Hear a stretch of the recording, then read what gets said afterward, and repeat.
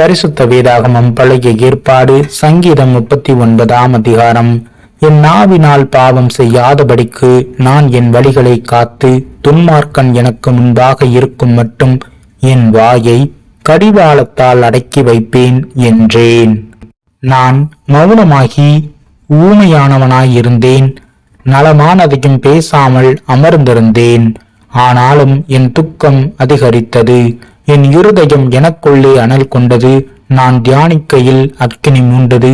அப்பொழுது என் நாவினால் விண்ணப்பம் செய்தேன், கர்த்தாவே, நான் எவ்வளவாய் நிலையற்றவன் என்று உணரும்படி என் முடிவையும் என் நாட்களின் அளவை இவ்வளவு என்பதையும் எனக்கு தெரிவியும். இதோ என் நாட்களை 4 விரற்கடை அளவாக்கினீர். என் ஆயுசு உமது பார்வைக்கு இல்லாதது போல் இருக்கிறது. எந்த மனுஷனும் மாயையே என்பது நிச்சயம். வேஷமாகவே மனுஷன் திரிகிறான், விருதாவாகவே சஞ்சலப்படுகிறான். ஆஸ்தியை சேர்க்கிறான், யார் அதை வாரிக்கொள்ளுவான் என்று அறியான். இப்போதும் ஆண்டவரே, நான் எதற்கு எதிர்பார்த்திருக்கிறேன்? நீரே என் நம்பிக்கை.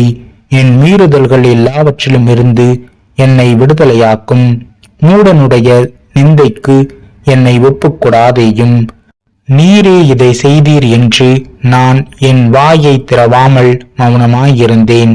என்னிலிருந்து உம்முடைய வாதையை எடுத்து போடும். உமது கரத்தின் அடிகளால் நான் சோர்ந்து போனேன். அக்கிரமத்தின் நிமித்தம் நீர் மனுஷனை கடிந்து கொண்டு தண்டிக்கிற போது அவன் வடிவை பொட்டரிப்பை போல் அழிய பண்ணுகிறீர். நிச்சயமாக எந்த மனுஷனும் மாயையே. கர்த்தாவே, என் ஜெபத்தை கேட்டு என் கூப்பிடுதலுக்கு செவி கொடும். என் கண்ணீருக்கு மௌனமாயிராதேயும்.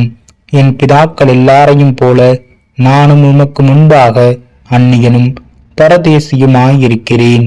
நான் இனி இராமற் போகும் முன்னே தேறுதல் அடையும்படி என்னிடத்தில் பொறுமையாயிரும்.